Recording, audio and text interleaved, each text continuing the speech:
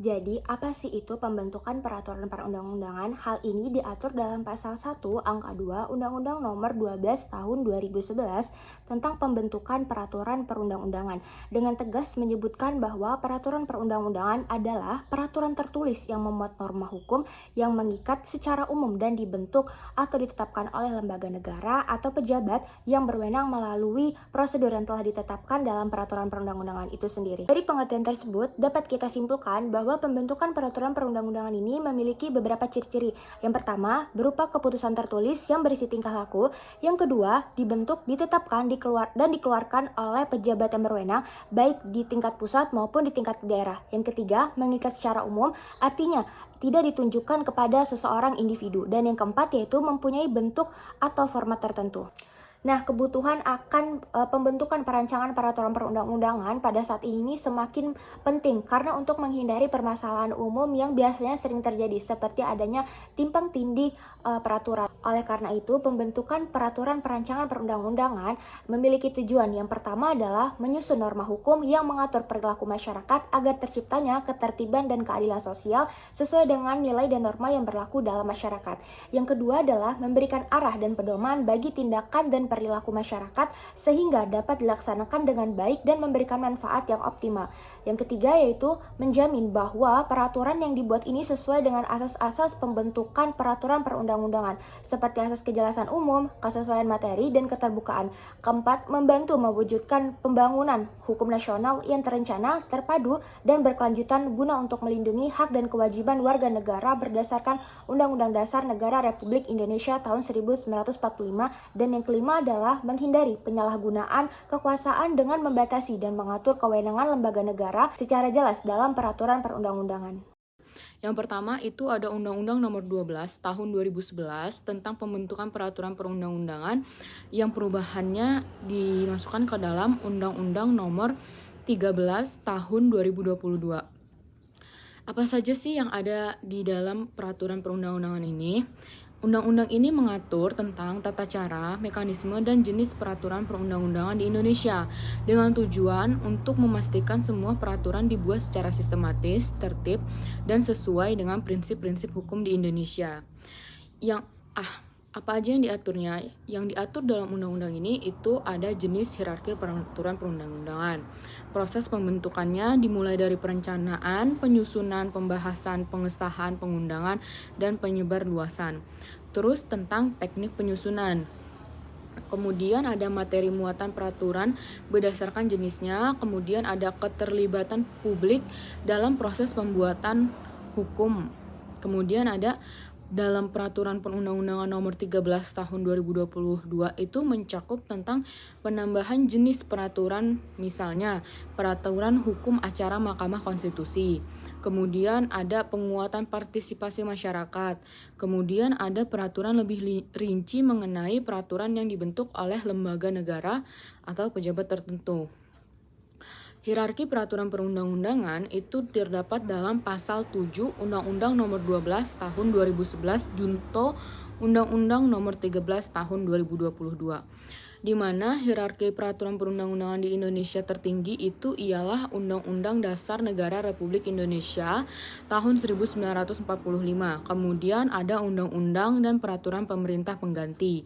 Kemudian ada peraturan pemerintah, peraturan desa, peraturan daerah provinsi atau Perda, kemudian ada peraturan daerah kabupaten kota. Kemudian ada juga yang ditetapkan oleh MPR, DPR, DPD, MA, MK, BPK, KY, dan OJK serta lainnya yang diakui sebagai peraturan perundang-undangan sepanjang diperintahkannya oleh peraturan perundang-undangan yang lebih tinggi. Sekian dari penjelasan saya, semoga apa yang saya sampaikan dapat bermanfaat bagi kita semua. Kurang lebihnya saya mohon maaf, saya akhiri.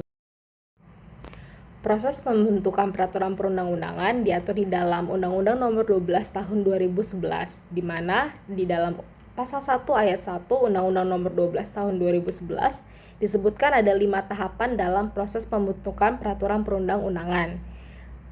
Proses pertama yakni tahap perencanaan yang dimana diatur di dalam pasal 16 sampai dengan pasal 42.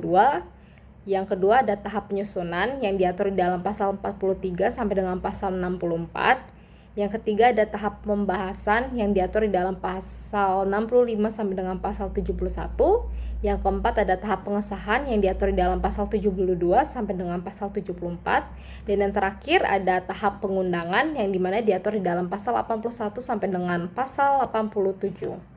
Tahapan perencanaan adalah tahap pertama dalam pembentukan peraturan perundang-undangan, dan dalam tahapan perencanaan ini memiliki tujuan yang pertama untuk memberikan gambaran kebutuhan atau skala prioritas pembentukan peraturan perundang-undangan, yang kedua memberikan gambaran substansi atau materi yang akan diatur di dalam peraturan perundang-undangan yang akan dibuat, yang ketiga menghilangkan atau meminimalisir tumpang tindih atau pemborosan, dan yang terakhir adalah untuk memberikan acuan, waktu, dan juga sumber daya. Dan dalam perencanaan masing-masing peraturan perundang-undangan memakai instrumen yang berbeda-beda. Seperti kalau di dalam perencanaan penyusunan undang-undang itu dilakukan dalam suatu program yang bernama Program Legislasi Nasional atau Prolegnas. Sedangkan untuk perencanaan penyusunan peraturan daerah provinsi atau kabupaten atau kota dilakukan dalam suatu program yang bernama Program Legislasi Daerah atau Prolegda. Sedangkan untuk perencanaan penyusunan peraturan pemerintah dilakukan dalam suatu program penyusunan peraturan pemerintah. Untuk perencanaan penyusunan peraturan presiden sendiri itu dilakukan dalam suatu program yang dinamakan penyusunan peraturan presiden.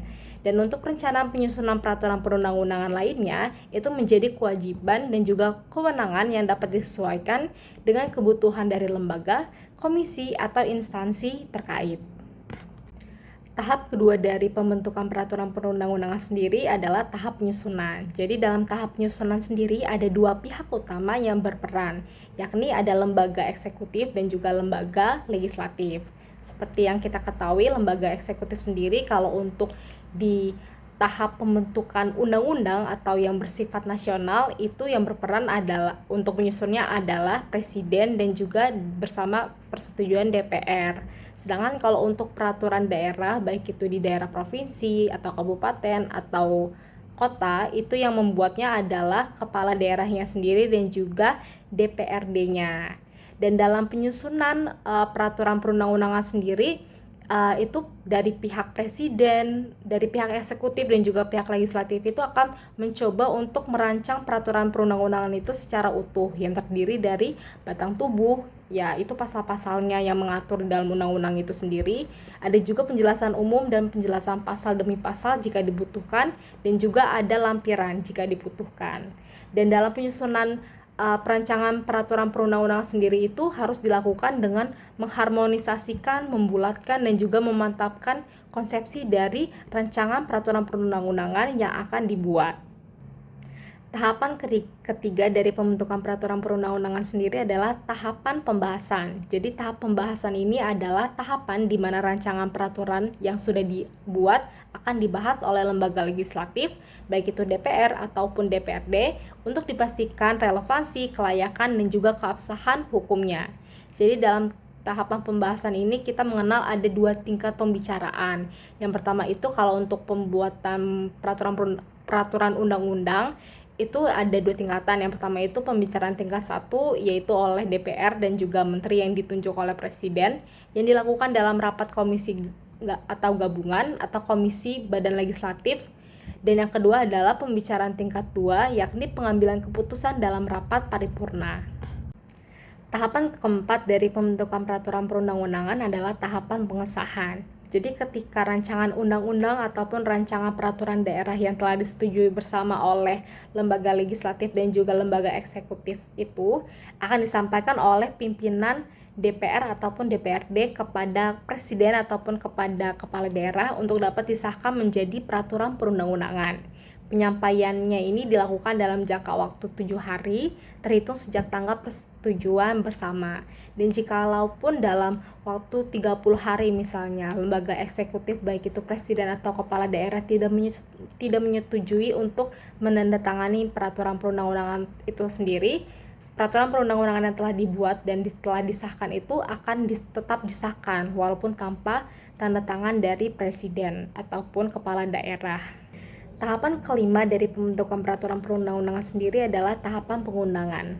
Agar setiap orang mengetahui peraturan perundang-undangan itu harus diundangkan. Jadi undang-undang ini dilakukan pengundangan dengan cara menempatkannya dalam lembaran negara Republik Indonesia dan tambahan lembaran negara Republik Indonesia. Tahapan kelima dari pembentukan peraturan perundang-undangan adalah tahapan pengundangan.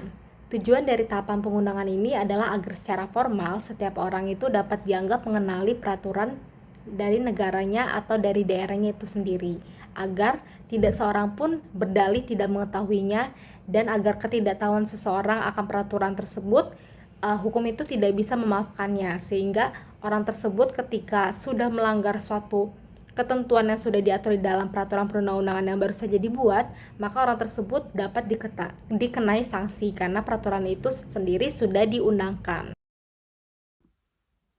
Pembahasan selanjutnya, yakni mengenai subjek ataupun pelaku yang memiliki kewenangan dalam perancangan undang-undang. Jadi siapa aja sih pelakunya? Tercantum dalam pasal 99 Undang-Undang Nomor 12 Tahun 2011 dan perubahannya bahwa dalam melaksanakan tahapan pembentukan undang-undang, selain perancangannya yang baik di tingkat pusat hingga tingkat kabupaten atau kota, wajib mengikutsertakan peneliti dan tenaga ahli. Nah, tenaga ahli yang dimaksud dalam konteks pembentukan peraturan perundang-undangan yang dibentuk oleh Dewan Perwakilan Rakyat bersama dengan Presiden adalah badan keahlian Dewan Perwakilan Rakyat yang memiliki peran untuk menyiapkan, mengolah, dan merumuskan rancangan peraturan undang-undang serta instrumen hukum lainnya, dan harus bersikap profesional sesuai dengan disiplin ilmu hukum, ilmu perundang-undangan, dan disiplin ilmu lain yang dibutuhkan.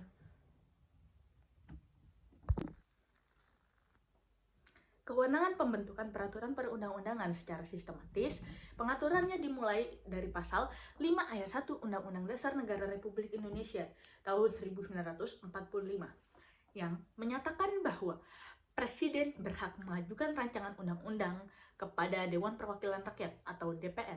Namun, kewenangan itu hanya terbatas pada pengajuan saja, tidak sampai pada pembentukan. Lalu, apakah masyarakat bisa berperan dalam penyusunan rancangan peraturan perundangan atau dalam pembentukan peraturan perundang-undangan? Masyarakat dalam penyusunan rancangan peraturan perundang-undangan juga harus dilibatkan sesuai dengan asas keterbukaan, sebagaimana asas ini digariskan dan ditentukan dalam pasal 5 huruf G Undang-Undang Nomor 12 Tahun 2011 Jangto Undang-Undang Nomor 15 Tahun 2019, mulai dari perencanaan, penyusunan, pembahasan, pengesahan atau penetapan, dan pengundangan yang bersifat transparan dan terbuka. Pentingnya partisipasi masyarakat dalam penyusunan suatu kebijakan atau dalam penyusunan peraturan perundang-undangan adalah yang pertama, memberi informasi yang dibutuhkan kepada pemerintah. Yang kedua, meningkatkan kesediaan masyarakat untuk menerima keputusan, termasuk untuk taat pada peraturan perundang-undangan. Yang ketiga, membantu perlindungan hukum. Dan yang keempat, mendemokrasikan pengambilan keputusan. Peraturan lainnya yang dibentuk oleh lembaga-lembaga selain Dewan Perwakilan Rakyat atau DPR bersama Presiden dan dikualifikasikan atau dimasukkan ke dalam jenis peraturan perundang-undangan yang mengatur mengenai lembaga masing-masing.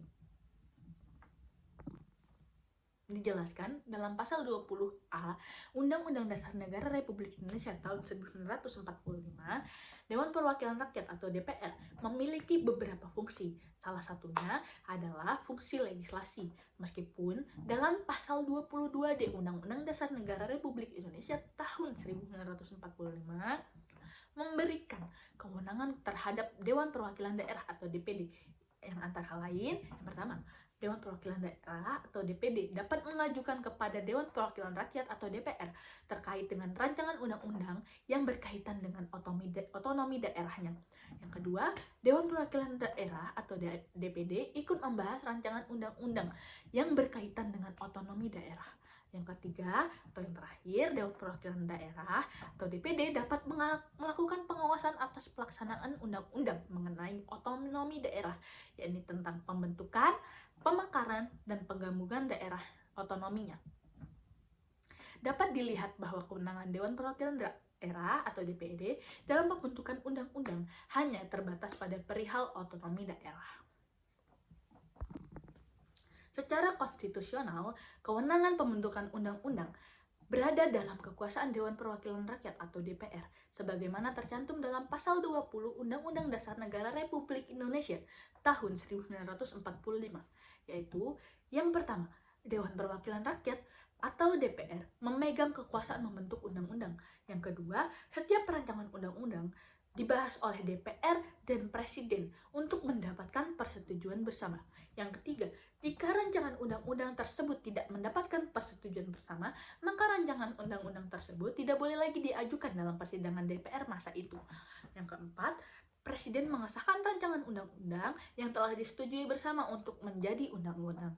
Yang kelima, atau yang terakhir, dalam hal rancangan undang-undang yang telah disetujui bersama tidak disahkan oleh Presiden dalam waktu 30 hari semenjak rancangan undang-undang tersebut disetujui, maka rancangan undang-undang tersebut tetap sah menjadi undang-undang dan wajib diundangkan.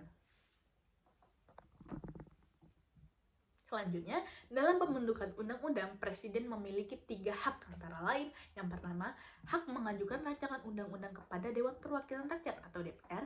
Yang kedua, membahas dan memberikan persetujuan atas rancangan undang-undang yang dibahas.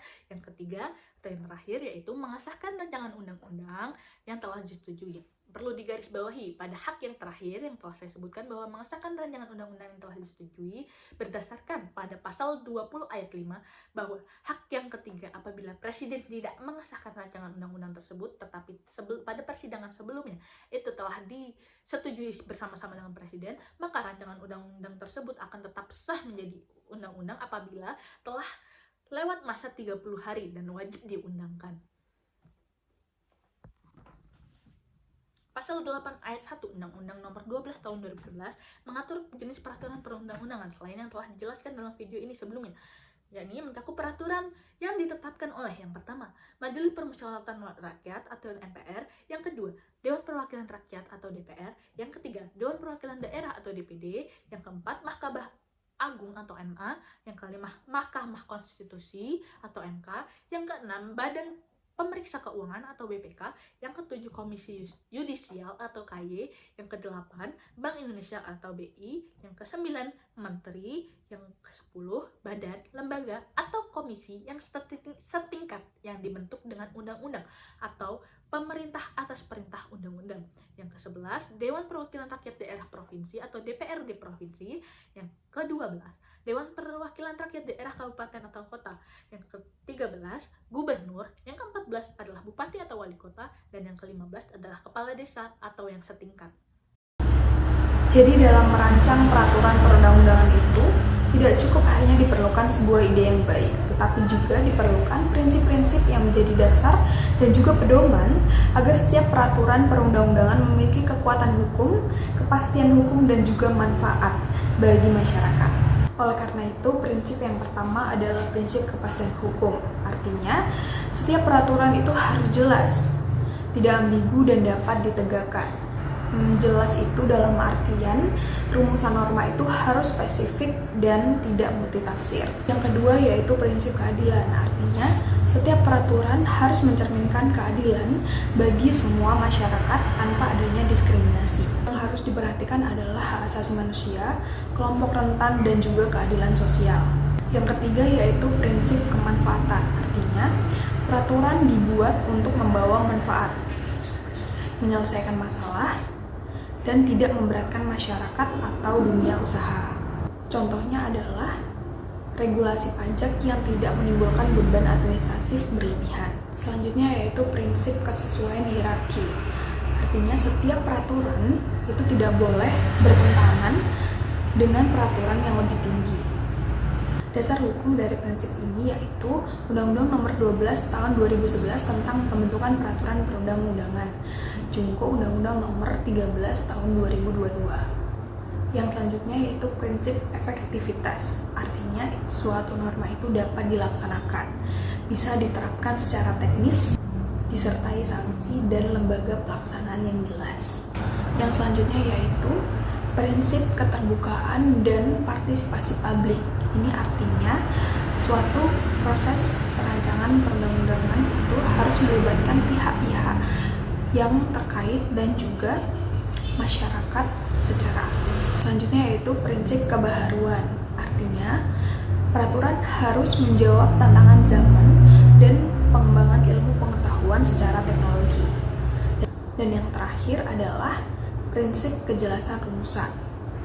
Bahasa yang digunakan dalam peraturan perancangan bahasa yang digunakan dalam peraturan perancangan perundang-undangan itu harus lugas, baku, dan tidak menimbulkan multitafsir. Baik, sekian presentasi dari kami. Kami ucapkan terima kasih. Wassalamualaikum warahmatullahi wabarakatuh.